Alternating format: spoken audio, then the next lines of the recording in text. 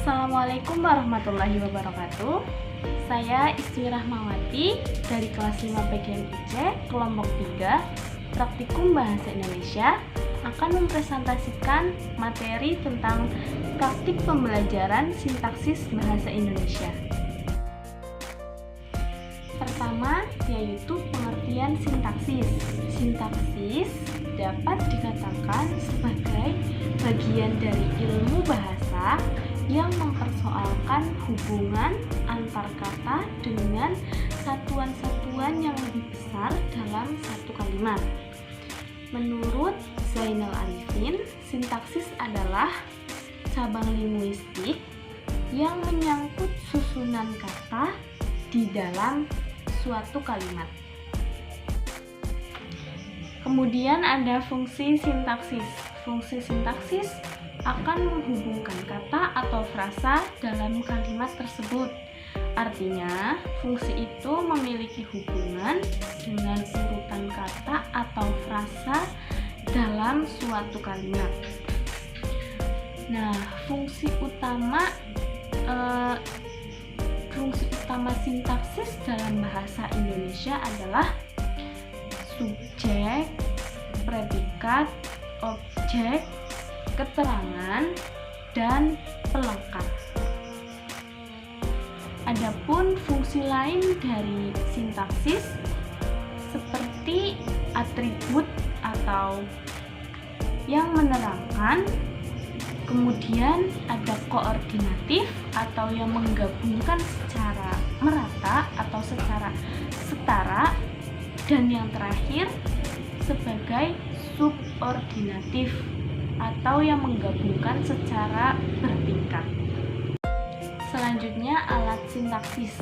Alat sintaksis sangat penting dalam menentukan kalimat dalam bahasa Indonesia, seperti urutan kata, bentuk kata, pengguna kata tugas, dan intonasi.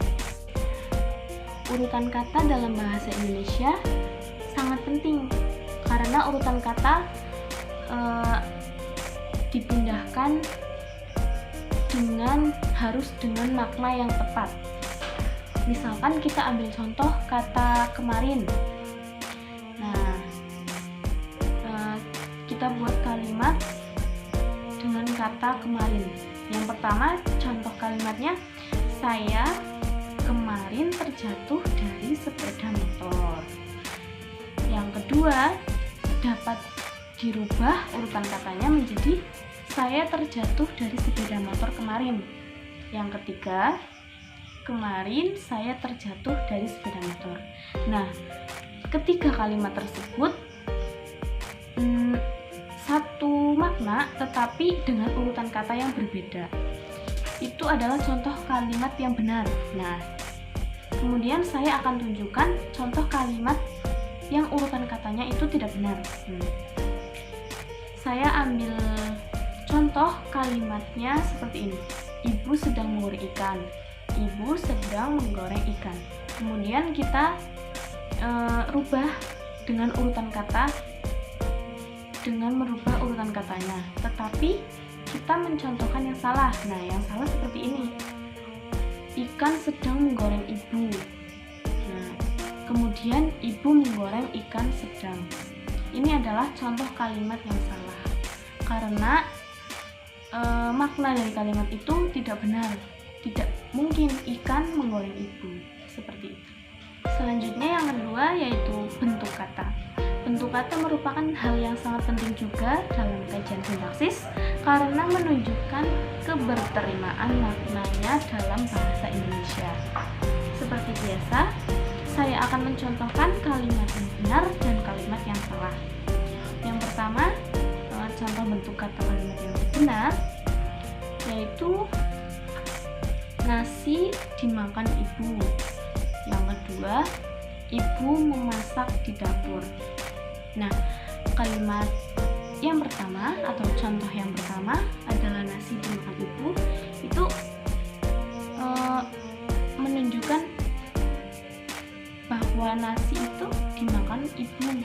Nasi itu dimakan oleh ibu. Jelas. Nah, kemudian yang kedua, ibu memasak di dapur. Itu juga jelas bahwa ibu masaknya di dapur.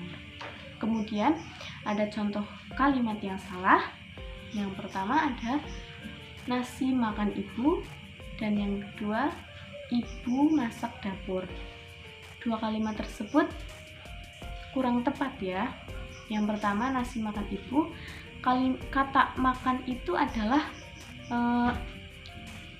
suatu pekerjaan, jadi kurang tepat. Harusnya kan nasi dimakan ibu. Terus kemudian yang kedua, ibu masak dapur. Masak juga pekerjaan, jadi seakan-akan ini ibu masak dapur ya, jadi kurang tepat. Harusnya ibu masak di dapur, menunjukkan keterangan tempat di dapur, seperti itu. Yang terakhir adalah intonasi. Intonasi juga sangat penting dalam sintaksis, karena dengan intonasi kita dapat membedakan mana frasa, mana klausa, dan mana kalimat. Contoh kalimat yang diberikan intonasi, yang pertama adalah pergi, diakhiri dengan tanda seru, berarti itu kata perintah. Yang kedua ada kalimat yang baru itu mahasiswa, mereka baru datang, diakhiri dengan tanda titik. Itu menunjukkan kalimat bahwa yang baru itu mahasiswa, mereka baru datang, mahasiswa itu baru datang. Kemudian yang ketiga, tikusnya mati karena dimakan kucing,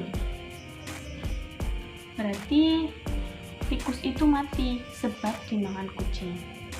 Kemudian kalimat yang salah, yang pertama ada kata pergi tanpa diakhiri dengan tanda seru. Yang terakhir yaitu satuan sintaksis. Satuan sintaksis ada 3, yaitu frasa, klausa, dan kalimat. Frasa yaitu gabungan dua kata atau lebih yang sifatnya tidak predikatif. Contohnya rumah kayu, kereta api, ekspres, argo, bromo. Kemudian klausa. Klausa adalah satuan gramatikal yang berupa kelompok kata yang sekurang-kurangnya terdiri dari subjek dan predikat dan mempunyai potensi untuk menjadi kalimat. Contohnya yaitu rumah kayu itu terletak di Jalan Gatot Subroto. Kemudian yang terakhir yaitu kalimat. Kalimat secara umum disusun dalam bentuk gabungan kata atau rentetan kata yang disusun sesuai dengan kaidah yang berlaku dalam bahasa. Contoh kalimatnya yaitu rumah kayu itu terletak di Jalan Gatot Subroto. Nah, contoh dari kalimat dan klausa ini sama seperti yang dijelaskan tadi, bahwa klausa itu berkemungkinan dapat sama seperti kalimat. Sekian presentasi materi tentang praktik pembelajaran sintaksis bahasa Indonesia dari saya. Pastinya banyak sekali kekurangan dan kesalahan. Saya ucapkan mohon maaf.